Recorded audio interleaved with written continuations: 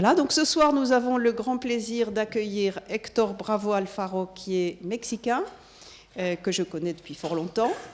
Il est originaire de la ville de Puebla, où il a fait ses études de physique. Ensuite, il est venu faire des études en France. Il a fait un DEA, qui s'appelle maintenant Master 2, puis une thèse à l'Observatoire de Meudon. Et il est enseignant-chercheur à l'Université de Guanajuato depuis 1998. Il est membre de l'Académie mexicaine des sciences. Il travaille en radioastronomie et en évolution des galaxies. Il aime beaucoup les conférences de vulgarisation. Il en a donné plus de 100. Il est cette année en année sabbatique à l'IAP depuis le mois d'août dernier jusqu'en juillet prochain. Donc voilà, on a profité de sa présence pour lui demander quelque chose, un sujet qui n'est pas habituel. Et il va nous parler du calendrier maya et du mythe de la fin du monde chez les Mayas. Merci, Héctor. Merci, Florence.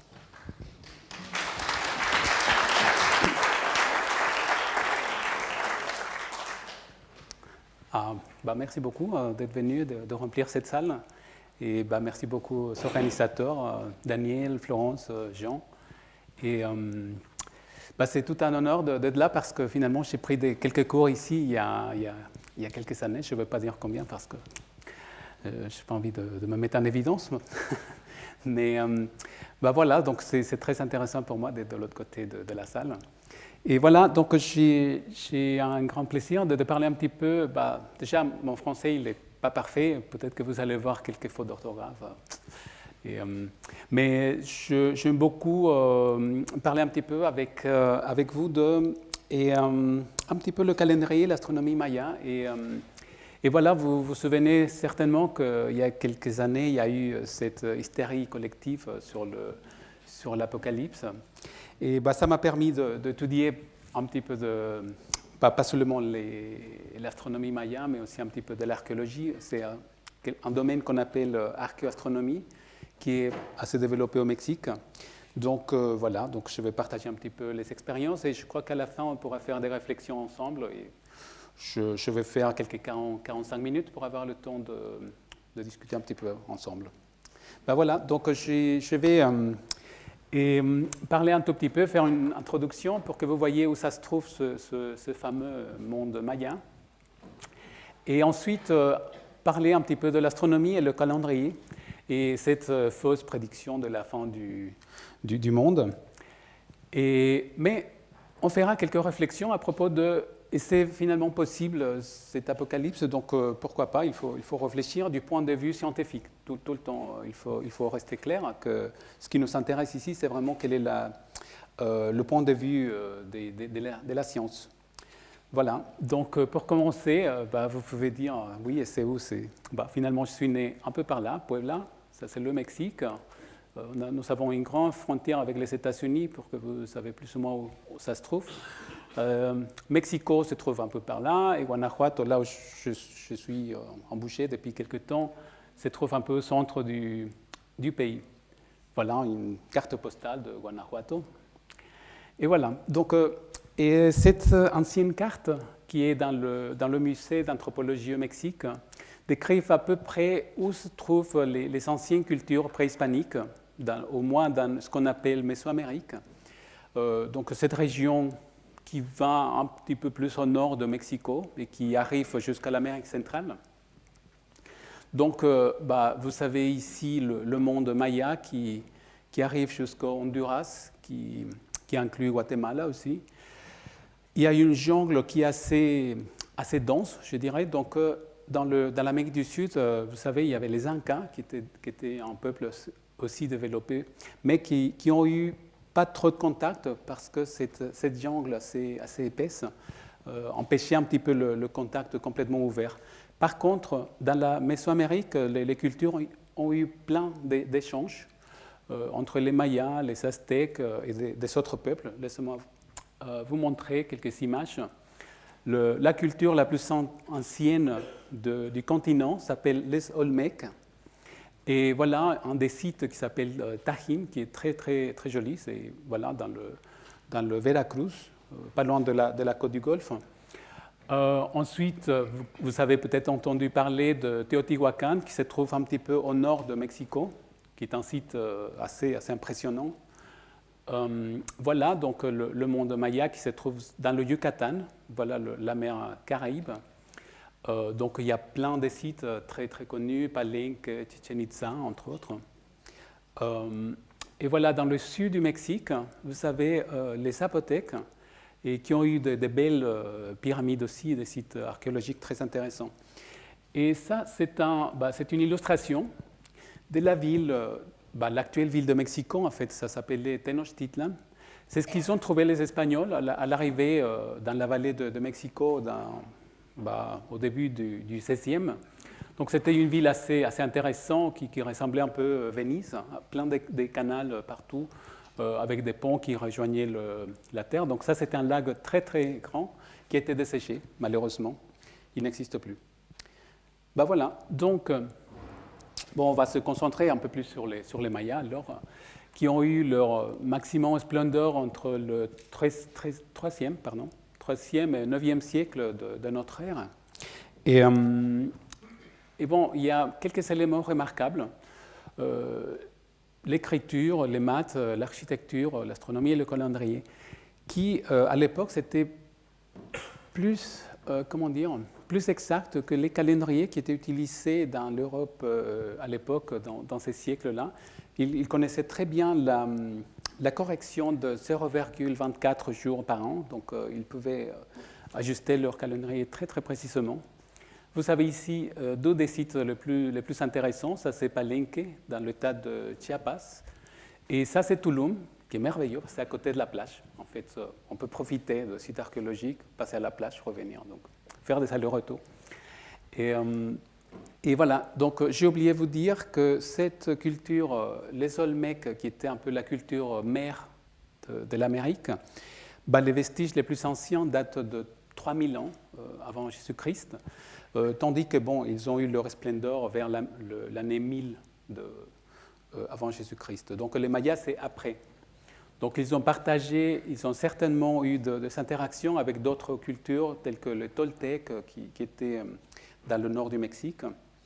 Et voilà, donc ça a permis d'arriver, peut-être par plusieurs auteurs considèrent que les Mayas étaient la culture la plus développée du continent, avant le contact avec les Européennes. Je ne vais pas m'arrêter beaucoup sur l'écriture, mais on pourrait même faire plusieurs conférences sur l'écriture parce que c'est très intéressant.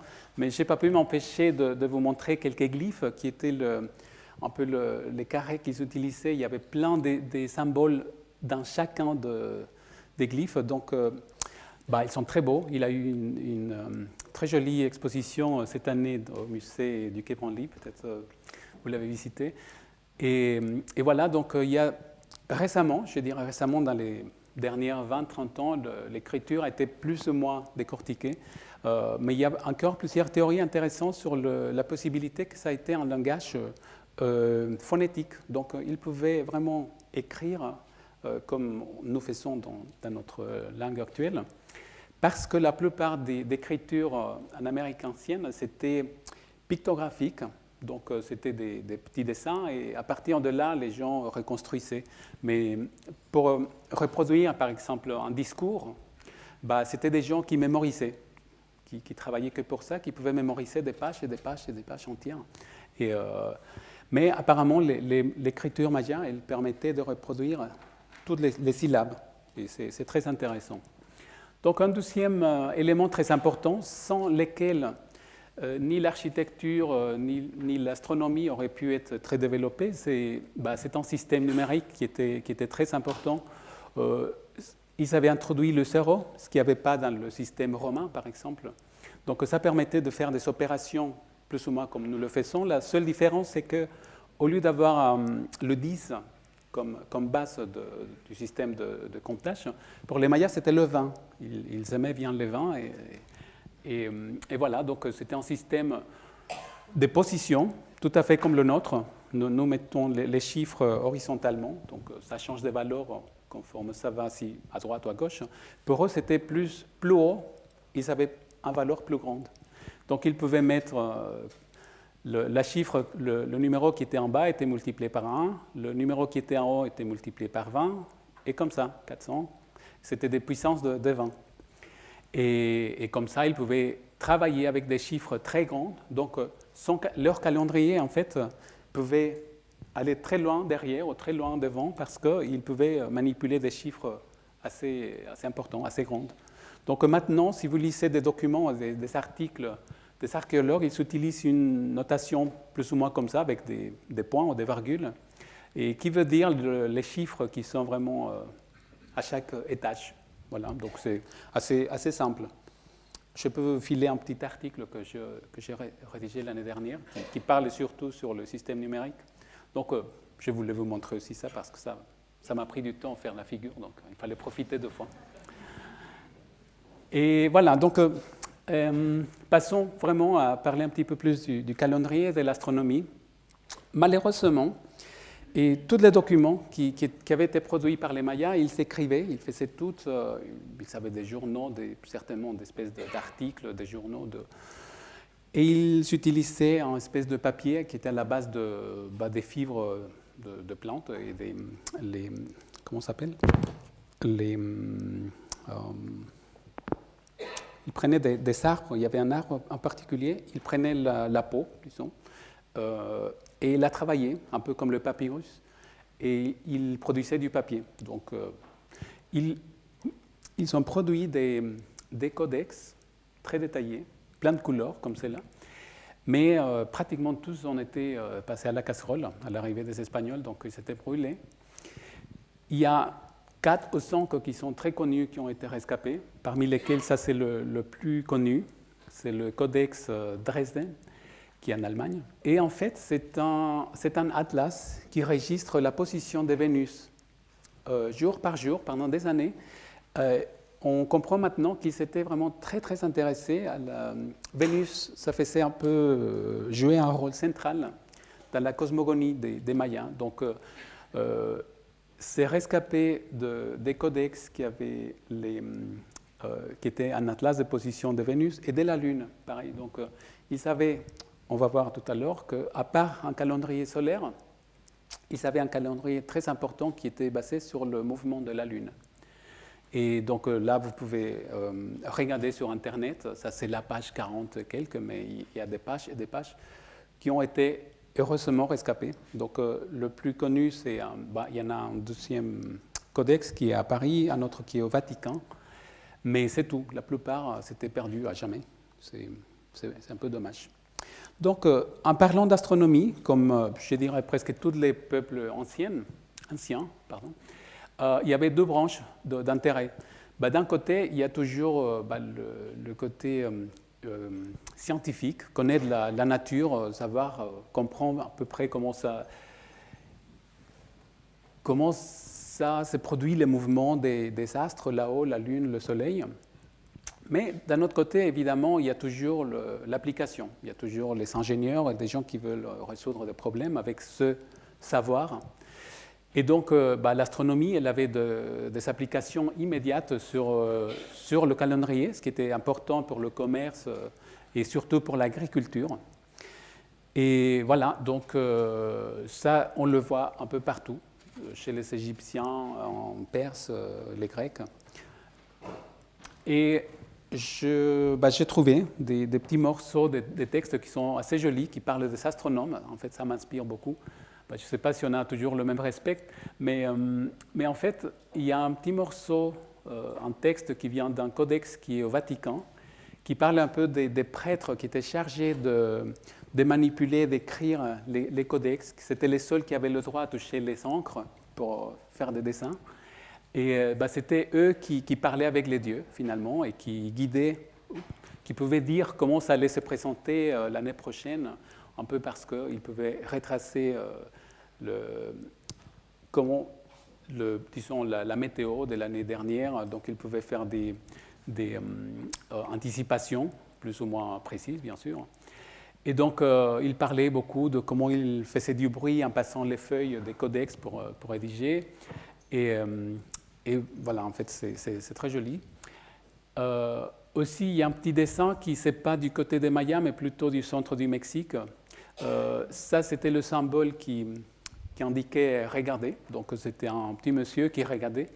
Et ça, ce n'est pas une casserole, ce n'est pas une passoire. En fait, c'est le dessin qu'ils utilisaient pour dessiner la voûte céleste, en vrai. Et si vous avez vu les projecteurs de comment ils s'appellent, les dômes, les planétariums, voilà. En fait, c'est tout à fait la même chose, n'est-ce pas? Sauf qu'à l'envers. Pour eux, la voûte céleste, c'était un peu ça. Donc, chaque trou, c'était les étoiles. Et c'est très intéressant. Et ils parlaient aussi, le métier, c'était un peu l'horlogère des étoiles. C'est très joli. Et ça vient d'un codex qui s'appelle Codex Mendocino. OK, donc pour l'astronomie, alors, il y avait un point central, c'était trouver les points cardinaux. Bon, maintenant, on pourrait dire, ça c'est facile, bien sûr, mais à l'époque, ce n'était pas évident. On est certain maintenant qu'ils connaissaient la boussole, ça s'appelle boussole, pour trouver le nord. Et donc, ils s'amusaient, disons-le comme ça, à mettre les temples bien alignés. Ça permettait de savoir le moment de l'équinoxe, les solstices, ce qui avait des applications sur l'agriculture, bien sûr. Mais pratiquement tous les temples et tous les bâtiments étaient assez carrés, rectangulaires, mais il y a certains sites où vous trouvez des constructions circulaires, ce qui est assez exceptionnel. Et bon, ça a été étudié, ce fameux bâtiment qui s'est connu comme l'observatoire, par des raisons évidentes. Et voilà, donc on a trouvé qu'il y avait des petites fenêtres qui permettaient de faire des alignements à l'intérieur. Donc ça indiquait le moment où le soleil se levait le plus au nord ou le plus au sud. Et voilà, donc ça, on le connaît maintenant comme le bâtiment de l'escargot parce qu'à l'intérieur, il y avait une échelle, un escalier plutôt. Un escalier en forme d'escargot, voilà, donc ça faisait une spirale. Ça, c'est le site de Chichen Itza, qui était fondé vers le VIe siècle. Voilà. Donc, le numéro 4, on va voir que c'était très important pour les Mayas. Bon, ça, c'était pour indiquer le bâtiment, pour que je ne l'oublie pas. Ça, c'est un zoom sur le même bâtiment. Et comme je vous avais dit, donc, ils étaient très focalisés sur le mouvement de Vénus et de la Lune. Ils connaissaient bien le cycle Saros, donc ça permettait de savoir quand il allait se produire un éclipse. Donc, ils n'avaient pas très peur quand le Soleil était caché derrière la Lune. Par contre, ils avaient très peur, on va voir ça, à chaque fois qu'ils finissaient un cycle de 52 ans. On ne sait pas très bien ce 52, de ce que ça vient, mais on va en parler un petit peu.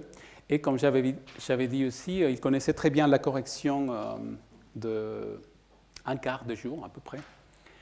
Et voilà, donc ils avaient 3 périodes de référence pour leur calendrier. Donc il y avait une année solaire qui était 360 jours, plus 5, que pour eux, c'était pas des jours de fête, mais plutôt tout le contraire, parce qu'ils s'attendaient que tout se renouvelait, mais ils ne savaient pas s'ils avaient été assez sages pour que tout se remette en route, si ça allait tout à fait le contraire. Il y avait une année religieuse de 1260 jours et ce fameux cercle de 52 ans qu'on va voir un peu partout.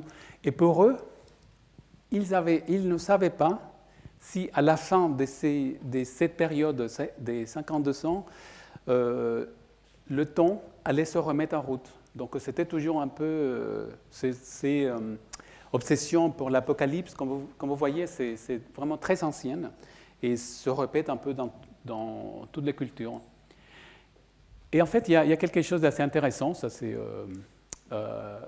le fait qu'ils connaissaient cette correction, mais qui n'était pas appliquée partout dans le monde maya, a obligé qu'à un certain moment, les Mayas de Guatemala, disons, ou de Honduras, ils avaient un calendrier différent. Donc pour le commerce, c'était un peu la folie parce qu'ils disaient oui, on se voit le 7 janvier. Et en fait, ils arrivaient 3 mois plus tard parce que le calendrier avait bougé beaucoup. Donc ils se sont remis tous ensemble. C'est rédigé dans une colonne qui s'appelle la colonne de Copin, ça c'est en Honduras. Et il raconte qu'ils se sont rassemblés, des mathématiciens astronomes, pour remettre le temps, tout le monde, et remettre le calendrier et parler la même langue, parce qu'autrement c'était... Donc ça, on pourrait considérer comme la première conférence d'astronomie, au moins que ça soit enregistré. Et ça s'est passé dans le 8e siècle après Jésus-Christ. Donc c'est quelque chose d'intéressant. Voilà, donc si on continue avec le calendrier maya, bon, vu que le système numérique avait 20 à leur base, donc ils jouaient beaucoup, ils combinaient des chiffres qui étaient sacrés pour eux. Donc le 4 était très important parce que c'était le nombre de points cardinaux. Et le numéro 13, pour une raison pas très bien connue, c'était un numéro très très important qu'on voyait un peu partout. Et bon, on croit que le cycle de 5200, ça pouvait venir un peu de multiplier 13 fois 4.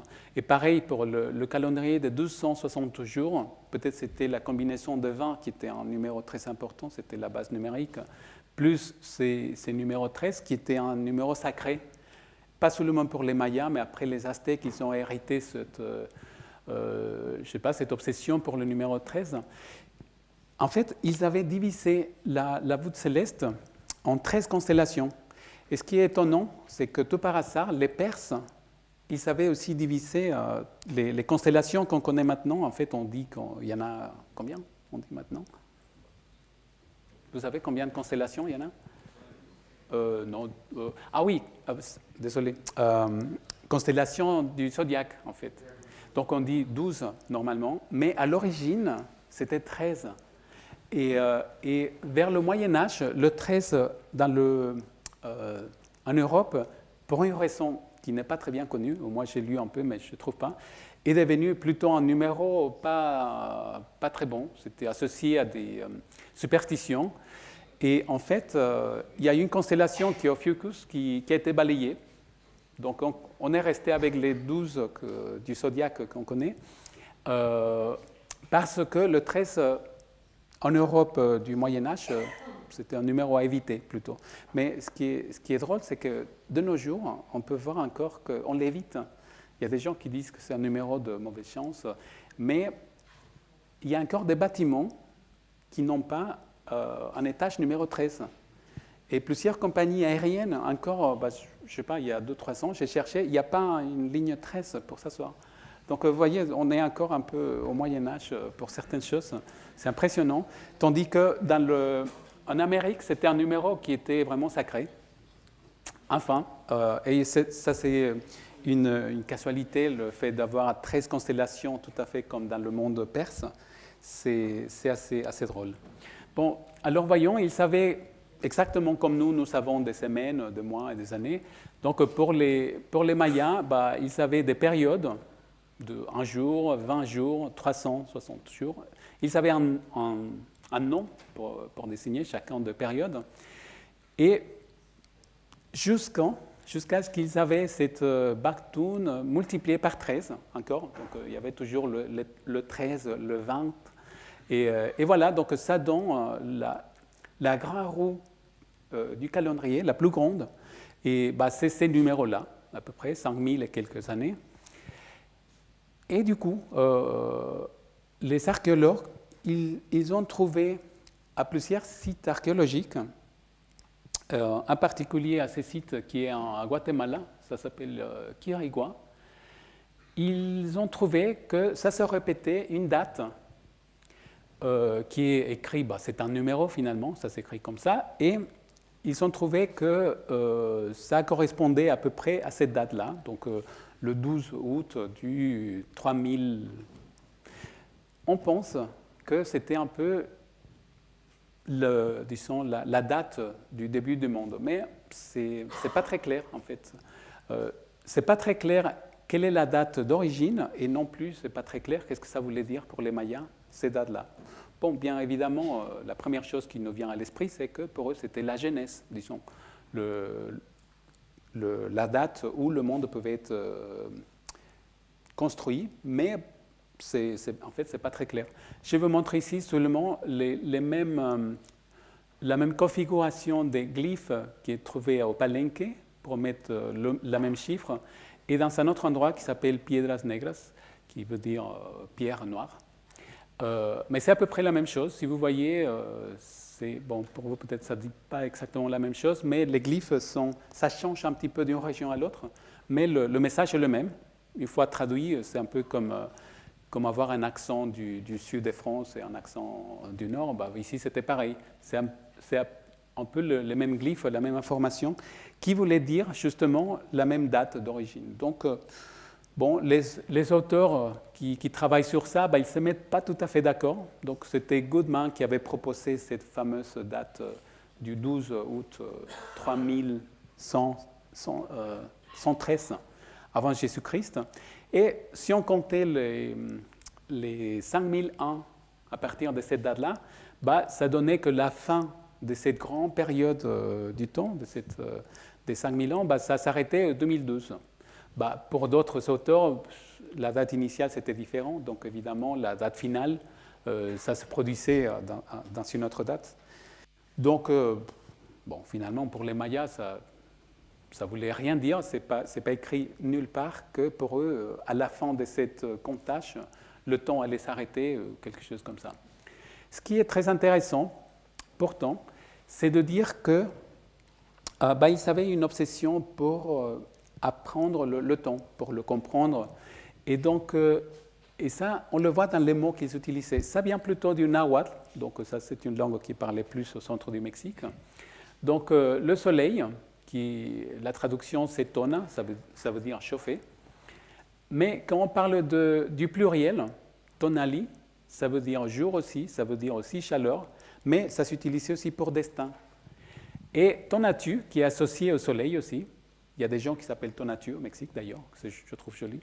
Ça veut dire aussi pluriel de soleil, mais ça veut dire aussi âge, l'âge de quelqu'un, mais aussi période, dans le contexte de période cosmique. Donc c'est très intéressant cette association entre la lumière, le soleil, la vie finalement, et le fait d'avoir des périodes. Ce qui était très, très clair, c'est que dans la philosophie maya, le temps était cyclique. Donc c'est pour ça qu'il s'associait tout le temps ces cycles de 52 ans où il avait peur, il ne savait pas si le temps allait recommencer à chaque fois. Évidemment, en période de 52 ans, c'est à peu près l'âge moyen d'une personne à l'époque des Mayas. Et en fait, au moins, ils allaient passer une fois cette période. Donc c'est ce qui est à peu près normal. Mais le temps qui faisait des cycles était associé aussi au fait que dans leur philosophie, dans leur religion, la réincarnation c'était quelque chose comme pour les Indiens en Inde. C'était quelque chose complètement établi. À la différence du temps dans la culture occidentale, surtout chrétienne, où il y a une Genèse, il y a l'Apocalypse, donc le temps est plutôt linéaire. Vous voyez, il y a une différence qui est quand même assez substantielle. Voilà, donc, comme je vous disais, cette obsession pour l'Apocalypse, ce n'est pas nouveau du tout. Et je me suis mis, dans le 2012, quand je me suis mis à parler à ces sujets, j'ai trouvé plus de 150 dates qui avaient été prédit vraiment, le monde, ça va s'arrêter, ça, on va être touché par un astéroïde, peu importe la raison. Mais la plupart venaient des États-Unis, je ne sais pas pourquoi. Mais je m'en souviens très clairement. À une époque, il allait se produire une alignation des planètes, comme ça arrive de temps en temps. Et on entendait tout de suite, non ? Ça va produire, soit la Lune allait nous échapper ou nous tomber sur la tête, ou la Terre allait perdre son orbite. Ce qu'on a entendu aussi pour le 2002, n'est-ce pas ? Mais 150 dates seulement enregistrées dans l'hémisphère occidental qui prédisaient la fin du monde. Donc il y a quelque chose de plus psychologique là-dedans. Donc il y a eu plein de films, non ? Mais pas seulement les films, mais il y a eu, je ne sais pas, certainement vous avez entendu parler, des gens qui se sont mis à construire des arches, on dit des arches, pour se sauver. Mais il y avait d'autres qui étaient plus malins, qui vendaient des billets à l'avance, et aux États-Unis, mais aussi en Chine. Et donc ils ont fait un argent fou. J'aurais bien voulu voir la tête des gens qui avaient acheté leur billet première place, sites VIP, mais voilà, donc ça s'est produit, tandis que les Mayas, ils n'y étaient pour rien. Ils avaient leur calendrier avec des cycles petits qui remplissaient des cycles plus grands et des cycles encore plus grands, tandis que pour eux, en fait, pourquoi ça s'arrêtait ton calendrier en 2012 ? Oui. Donc, bon. Donc la dernière partie de ces petite discussion avec vous, c'est, et à la fin, est-ce qu'il est possible finalement que le monde puisse être touché ou que la vie sur Terre... Oui, en fait, les scientifiques, ils prennent le sujet assez sérieusement. Donc oui, si on pense au Soleil, par exemple, oui, on est très content qu'il soit là, mais pourtant, il fait des choses parfois un peu extrêmes. Si on mettait la Terre à côté, ça serait un peu comme la taille de mon laser, là, à côté. Donc, vous voyez seulement un flare comme ça, c'est 100 fois plus grand que la Terre. Donc, mais on connaît très bien le Soleil. Maintenant, il y a des astronomes depuis presque 100 ans qui connaissent parfaitement quelle est la structure et quel va être le destin. Donc le Soleil, c'est une étoile très stable. Et voilà, donc même s'il fait des choses comme ça, il est fâché de temps en temps. On connaît très bien qu'il y a des cycles, mais qui vont... ils peuvent ennuyer un petit peu les télécommunications, par exemple, mais rien d'autre. Donc côté le Soleil, on est tranquille. Il a des cycles qui font 11 ans ou 22 ans, si on voit le cycle complet. Donc, c'est une variation multimodale, ce qu'on appelle... en mathématiques ou physique. Donc, parfois, il y a des cycles qui sont beaucoup plus importants. Donc, il y a eu quelque chose qui s'appelait... il y a des maximums qui sont très maximums, disons, ou des minimums très minimums. Et voilà, donc ça peut changer. Donc, il y a des périodes où il y a des affectations sur le climat, par exemple. Donc, côté Soleil, on est tranquille, on sait qu'il ne va pas s'étendre du jour au lendemain, ça va durer encore 5 000 millions d'années. Mais il y a d'autres menaces. Et voilà, donc ce petit cratère, petit, je dis petit parce que je vais vous montrer d'autres plus grands, il est dans le sud des États-Unis, dans l'Arizona. Et en fait, vous voyez ici, il y a une route. Et le petit bord du cratère, en fait, ça fait presque 40 mètres d'auteur. Donc là, c'est comme un bâtiment de 10 étages à peu près, seulement entre ici et la partie la plus haute. Et ça fait presque 2 km de diamètre. Et alors, on dirait que il y avait peut-être un astéroïde de 2 km qui était tombé là-dedans. Et en fait, non. Pour faire un cratère comme ça qui fait 2 km, ça suffit quelque chose qui a entre 20 et 50 mètres. Non kilomètres, mais mètres. Donc quelque chose qui est presque rond ici dedans. S'il touche la Terre dans la bonne position, dans la bonne combinaison des vélocités, des vitesses, oui, ça peut faire des dégâts. Donc on sait très bien ça et on se prend ça très sérieux. Et voilà, donc on est en train de regarder toutes les comètes et astéroïdes qui se baladent là dehors. Parce qu'il y a deux familles d'objets qui sont là qui peuvent être potentiellement dangereux. Donc, un, c'est les astéroïdes. La plupart se trouvent, vous vous rappelez, qui sont entre Mars et Jupiter. Quelques-uns peuvent avoir quelques centaines de kilomètres. Donc, pas des centaines de mètres, mais des kilomètres. Donc, je ne sais pas, le plus grand, il fait 500 kilomètres. Donc, si on le projette sur la France, ça peut aller d'un côté à l'autre pratiquement. Et... ça, c'est les astéroïdes, qui sont pour la plupart des roches qui peuvent avoir pas mal de métaux. Et d'un autre côté, il y a les comètes qui se baladent avec des orbites qui sont beaucoup plus éloignées. Donc, ils viennent du nuage d'Oort et qui se baladent, qui parfois font des jolis spectacles là-haut. Mais il faut qu'on soit sûr que la Terre ne se trouve pas dans la trajectoire. C'est ça qui nous intéresse dans ce sujet-là. Et parce que, oui, ça peut être dangereux. Donc, il y a des projets. Vous avez entendu beaucoup parler il y a quelques mois de Rosetta et il y a plein d'autres projets. NIO, c'est un grand projet de recherche de tous les astéroïdes et objets qui se baladent, qui peuvent éventuellement toucher la Terre. Et voilà, on essaye de le prédire le plus loin à l'avance possible, de manière qu'on puisse trouver la manière de faire quelque chose. On s'est dit il faut appeler Bruce Willis, l'envoyer dans une navette et qu'il le fasse exploser. Mais ça ne marche pas. Donc maintenant, il y a des projets très sérieux sur de quelle manière il faut le détourner. C'est la seule manière. On ne peut pas le faire exploser parce que ça ne sert à rien. Donc ça, c'est une vraie menace. Vous vous rappelez aussi, il y a 2 ans, un peu plus, et on s'attendait, c'était un astéroïde qui allait se balader près de la Terre, mais on connaissait très bien la trajectoire. Et le même jour, il y a eu une collision en Russie. Et alors on s'est dit, est-ce qu'on s'est trompé ou quoi? Mais en fait, ce n'était pas le même objet. Donc pendant qu'il y en avait un qui se baladait près de la Terre, près ça veut dire quelques milliers de kilomètres, qui n'avait rien, il n'allait pas toucher notre planète, mais en même temps, il y en a une autre, plus petite, qui s'est écrasée, qui a explosé sur l'atmosphère, mais qui a touché par terre. Vous avez vu les vidéos, les fenêtres qui sont explosées. Voilà, donc, donc ça, c'est une vraie menace. Donc, les scientifiques, ils prennent ça très sérieux. Et justement, en parlant de Maya, dans la même région que je vous avais montré, ça c'est le Yucatan, à nouveau, ça c'est la mer Caraïbe, il y a le vestige d'un des 3 cratères les plus grands connus sur la Terre, qui fait 170 km de diamètre.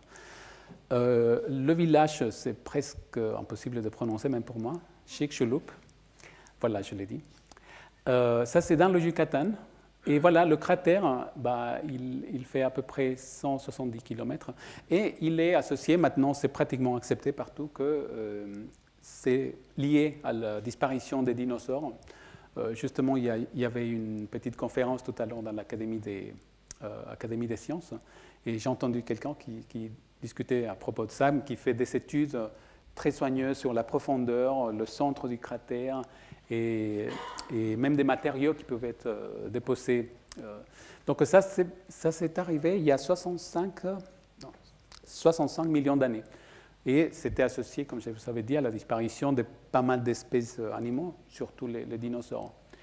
Donc oui, en fait, l'apocalypse, des dommages très forts, très importants sur la Terre sont possibles. Ça, c'est un autre cratère qui fait plus petit, mais qu'on voit très bien avec des images satellites. Tous ces cratères, en fait, on ne les connaissait pas il y a 40 ans parce qu'on n'avait pas tellement balayé la Terre avec des caméras satellites. Donc maintenant, on commence à les découvrir. Et voilà, donc ça, c'est encore un cratère au Canada qui est plus vieux que celui du Yucatan. Bon, à part ça, on a entendu plein d'histoires sur des trous noirs qui allaient bouffer la Terre. Mais il y en avait une théorie qui m'a paru très, très intéressante parce que ça parlait d'un alignement de la Terre avec le centre de la galaxie qui était prédit par les Mayas. Donc ils avaient fait le calendrier pour dire à quel moment précis la Terre allait passer sur un endroit, sur la galaxie, alignée avec le centre. J'ai dit, en fait, la Terre, elle est tout le temps alignée au centre de la galaxie. Alors, et du coup, en fait, ils oubliaient, les gens qui inventaient des théories aussi fous que ça, que, en fait, la Terre avec le Soleil, donc oui, on tourne partout. Et en fait, on a fait à peu près une vingtaine de tours complets autour de la galaxie. Bon, ça, ce n'est pas la Voie lactée, il faut que je vous dise. Ça, c'est une voisine qui ressemble beaucoup à notre galaxie, qui s'appelle M51. Mais on peut imaginer que la Terre avec le Soleil se trouve un peu à ces distances-là. Donc, on a fait déjà une vingtaine de tours complets de la galaxie. Et voilà, donc, il ne se passe rien. Seulement pour le fait de se balader autour de la galaxie. Donc, ce qui est important finalement, pour finir et pour commencer à discuter un petit peu, c'est cette opportunité que nous avons, et qu'on ne profite pas toujours, de passer d'une pensée qui est complètement intuitive, qui part très rapidement sur des hypothèses, sur des théories, entre guillemets théories, qui sont très... je ne sais pas pourquoi on est très attachés. Il y a une bonne partie de l'humanité qui aime bien partir sur des idées les plus extrêmes et on est toujours attaché assez facilement.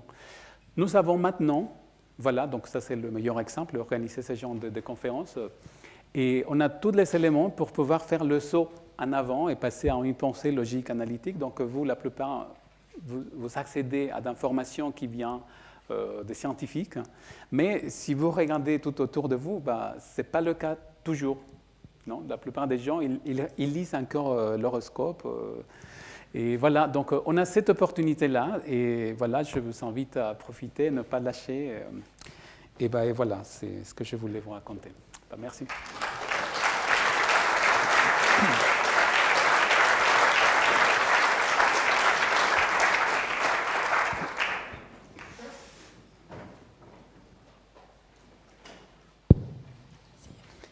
Merci beaucoup.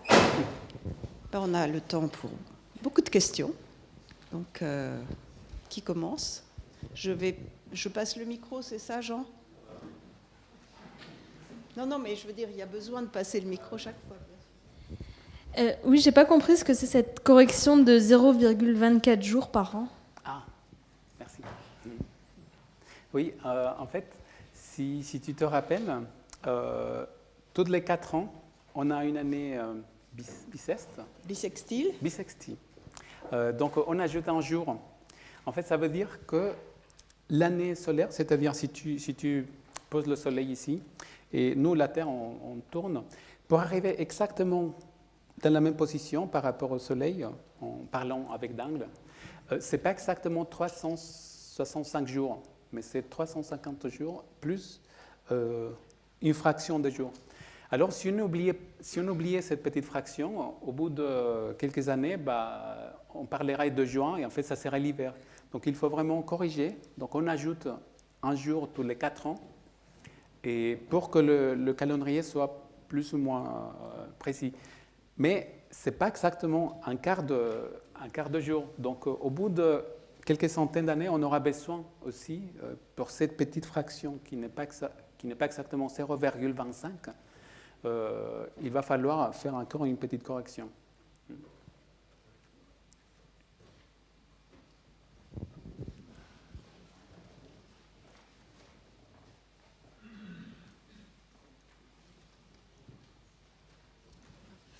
Merci.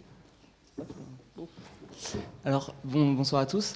Alors moi, là, j'ai une remarque qui est un petit peu entre la pensée intuitive et la pensée analytique. Et j'aimerais bien votre retour pour savoir s'il est possible qu'il y ait un petit quelque chose d'analytique dedans. C'est-à-dire que votre notion de grand cercle, je ne sais plus exactement comment vous l'appelez, mais ce cycle de 5000 ans à peu près, je trouve ça intéressant parce qu'on retrouve après dans l'année le 360 jours plus 5. Et ce 5-là, on se rend compte qu'en fait, si on prend votre grand cycle et qu'on le multiplie par 5, on atteint à peu près la durée de la précession, qui est de 25 000 ans. Et donc, je me demande s'il est possible qu'il y ait un lien entre les deux. Merci. Oui, en fait, je crois que si on se met à jouer avec les numéros, on va trouver exactement ce qu'on veut. C'est ce qui est bien chez les mathématiques, non ? On peut trouver des choses assez intéressantes, mais pour la plupart des casualités, pour les Mayas, je crois que vu les systèmes qu'ils utilisaient pour mesurer le temps,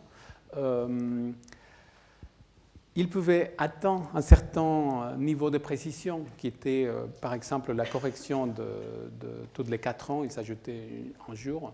Mais le fait de mettre 5 jours à part, c'était plutôt parce que leur joli numéro 13, qui faisait finalement 360, qui était d'ailleurs pareil chez les Perses.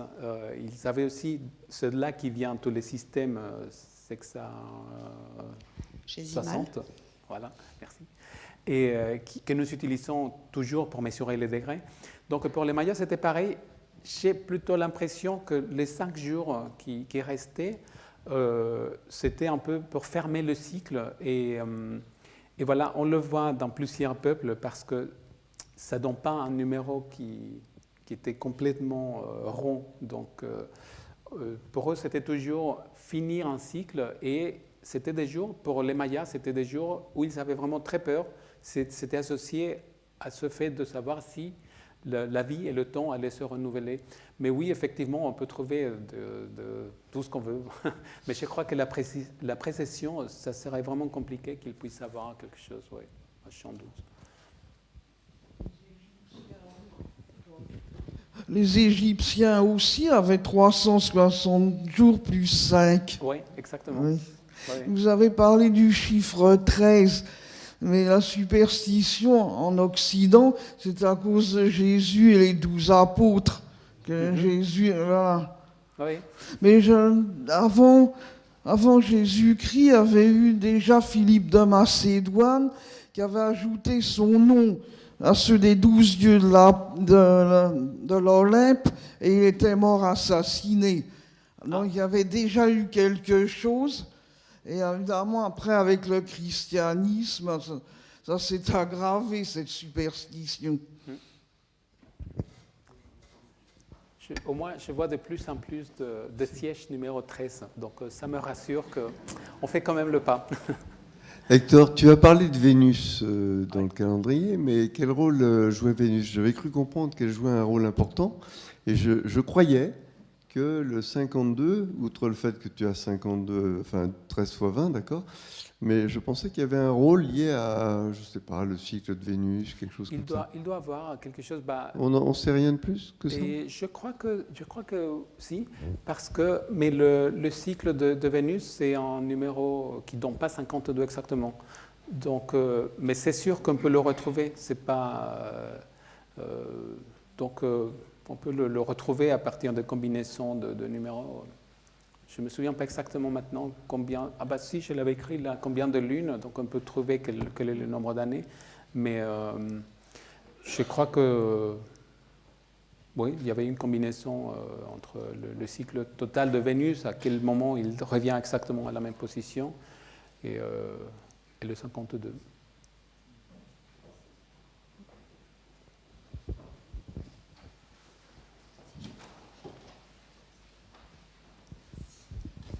Bonsoir, merci pour la présentation. J'avais une question concernant les différentes dates qui avaient été sorties par les scientifiques, notamment concernant la première date pour le calendrier. Comment est-ce qu'on arrive à différentes dates? Est-ce que c'est une erreur d'interprétation des signes ou autre? Et il paraît que oui, parce que déjà la colonne que je vous avais montrée, c'est pas en très très bon état. Déjà, elle est tombée en 1971 après des inondations, et je ne sais pas si on voit. Et en fait, elle n'est pas très bien protégée. Donc, déjà, la lecture des chiffres, ce n'est pas tout à fait évident. Et l'autre, c'est que non, les chiffres, normalement, ils sont bien connus, mais c'est plutôt... J'avais lu pourquoi. Est-ce qu'il ne trouvait pas la même date d'inice et au début du temps, si est-ce que ça correspond à ça. Et là, je ne me souviens pas exactement. Il faut que je cherche. Franchement, je ne me souviens pas. Mais je voulais dire quelque chose à propos de ça. Oui. Et voilà, donc ça, par exemple, il s'est trouvé dans un site qui n'est pas loin de Chichen Itza, qui s'appelle Mayapan. Et une relation avec il y a des peintures qui sont liées à Vénus, le cycle. Et en fait, il y a des collègues au Mexique qui avaient trouvé une possible liaison de la date finale du calendrier au transit de Vénus qui s'est produit la même année. En fait, c'était en 2012, le mois de juin, justement, et qui pouvait être plutôt lié à une date qui avait Vénus et le Soleil, qui étaient apparemment parmi les astres les plus importants. Et ils avaient trouvé que c'était très probablement plutôt lié à Vénus, le transit de Vénus. Donc oui, mais il y a pas mal de choses qui ne sont pas tout à fait précises. Oui, donc, en parlant, les gens qui disaient oui, c'est le 20 décembre, je crois, ça, en fait, aucun scientifique il pouvait mettre des chiffres ou des dates aussi précises que ça.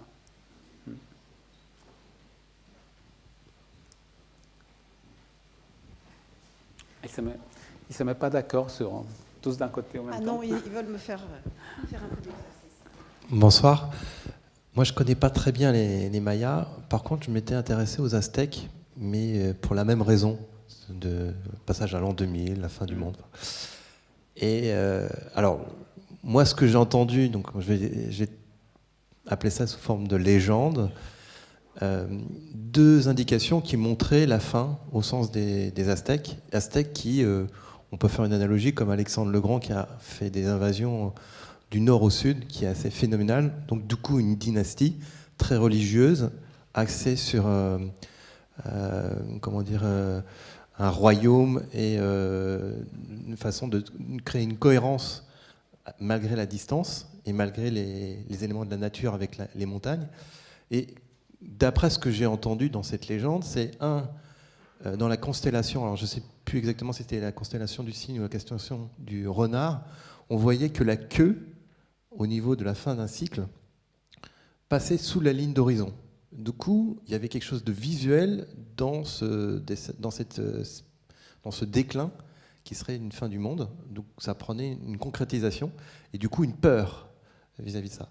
Le deuxième élément, c'est aussi l'arrivée des Espagnols avec Pizarro, qui coïncidait avec plus ou moins cette période-là.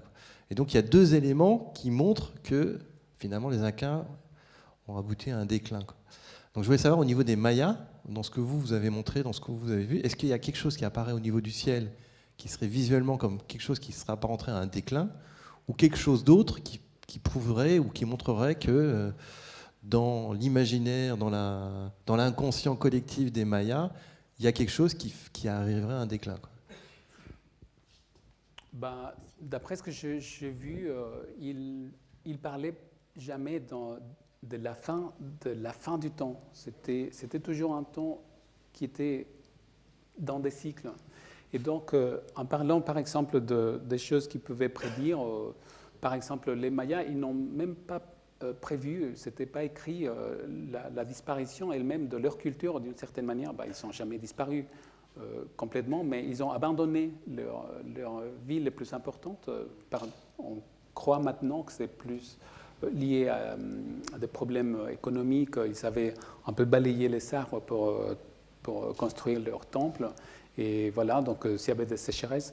Mais on ne voit même pas une liaison entre l'époque où on croit qu'ils ont dû quitter un site, par exemple Chichen Itza, qui était parmi les plus grandes, et voir s'ils avaient fait de prédictions qui étaient un peu liées. En fait, on ne voit rien du tout. Ce qui veut dire finalement qu'essayer de prédire l'histoire, ça mène à rien, quoi. Mais par contre, côté astronomie, je crois que c'était assez intéressant. Ils étaient plus, disons, il y avait des éléments plus frappants comme les comètes. Chez les Aztèques, par exemple, il y a eu le Halley, qui était un peu avant l'arrivée des Espagnols. Donc, ils ont fait le lien tout de suite, parce qu'ils ne savaient pas ce qui était, donc exactement. Et voilà, donc...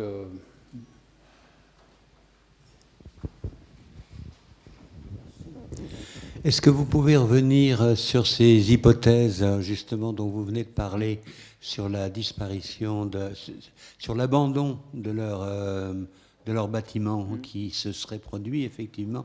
Parce que plusieurs hypothèses ont été avancées. On a parlé d'épidémie, on a parlé de sécheresse. Quand on se rend sur place, c'est tellement boisé qu'on a du mal à imaginer que ça a pu être désertique, mais bon, les arbres, ça n'attend pas toujours.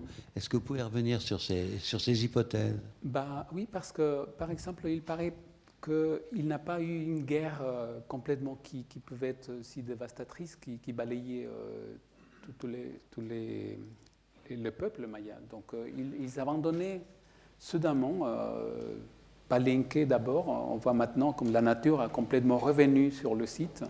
Et ce n'est pas tout à fait clair parce que ce n'est pas enregistré une guerre meurtrière quelconque. Donc, pour la plupart, et la sécheresse non plus, parce que justement, le sous-sol du Yucatan, en fait, il est hyper rempli d'eau, et d'eau douce, hyper claire. Donc, toutes les cénotes, vous avez peut-être visité, donc il ne manque pas d'eau, même si à l'extérieur, ce n'est pas très très vert le Yucatan, mais le Chiapas, il est impressionnant. Il y a 2 fleuves qui sont assez énormes. Donc non, il paraît que c'était plutôt une question de crise interne et peut-être sociale. même s'ils avaient une organisation assez complexe, mais apparemment, c'est encore des mystères assez... Donc les gens, ils n'ont pas disparu, ils n'étaient pas emportés par les extraterrestres, quoi. Parce qu'on voit la langue qui a survécu, quelques habitudes, mais ils se sont mis dans la jungle, dans de tout petits villages, et leurs grands sites étaient abandonnés. Ouais, c'est assez étonnant encore, les gens travaillent pas mal dessus.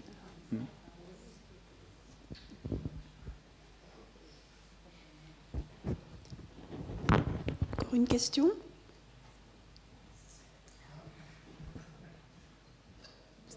Tout en haut, pardon, je n'ai pas vu de l'autre côté forcément. Oui.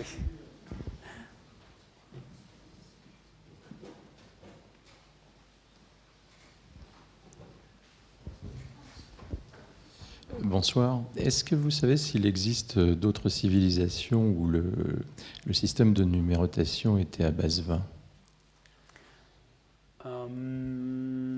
Bon, tout le peuple qui était dans la Mésoamérique, on était utilisé autant le calendrier que le système de comptage, paraît qu'il vient des Olmèques. Donc les Mayas, c'était ceux qui l'avaient mis dans leur niveau le plus développé. Et après les Aztèques, qui étaient en fait un peuple beaucoup plus récent que les Mayas, ils ont pris la plupart des éléments. Le calendrier, en fait, qu'on connaît, cette roche très jolie, c'était pris par les Mayas et ils utilisaient le même système. Mais dans la pratique, c'était le même. Ce n'était pas développé de manière indépendante. Et, mais sinon, non, il n'y a pas énormément. Donc, c'était passé par exemple, les Perses, et sinon, c'était décimal tout de suite. Mais ouais, c'est assez intéressant, assez unique aussi, je dirais. Bon, il nous reste à remercier beaucoup Hector pour cette présentation.